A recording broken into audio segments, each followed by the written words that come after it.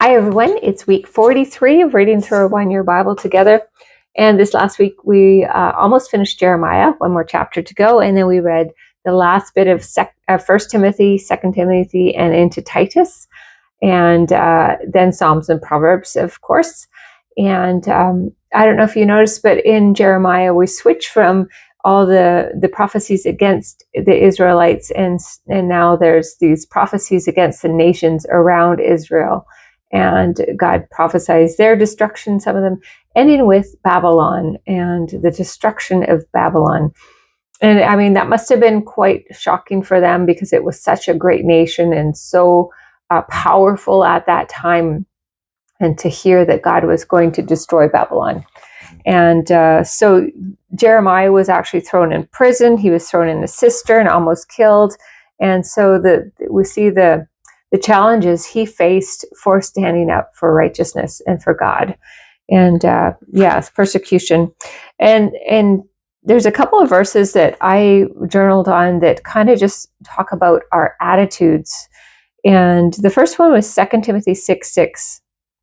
And it says, "Yet true godliness with contentment is itself great wealth." And I had preached a sermon on Psalm 73 a little while ago, and about how we sometimes are jealous or envy the rich or the wicked because they're rich and good things happen to them. And that could have been the way with Israelites with Babylon. They had this beautiful, rich city. They were conquering the world. Yet it says, true godliness with contentment is itself great wealth.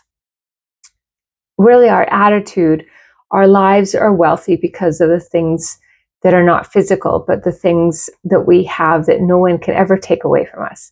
And that is contentment with God, having freedom with God, having godliness, and just knowing God himself. And that's one thing the Israelites had lost sight of in Jeremiah.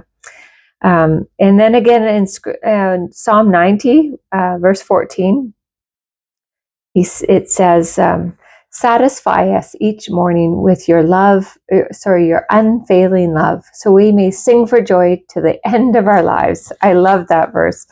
I just thought, every morning I love to spend time with God. My first thing of the day is to have a coffee with God and my one-year Bible and my journal. And that is something that can satisfy us more than any riches, more anything, or any power, or any relationship. And that's what God was trying to bring the Israelites back to. So in our hearts, do we place God as our contentment? Is he satisfy us every morning? Because that is the only way we really will live a life of peace and joy and happiness. And so I just want to encourage you in that as we go through the Bible in 1 year. Proverbs is a little funny. It's all about the fools and the lazy people. And so, it's so funny.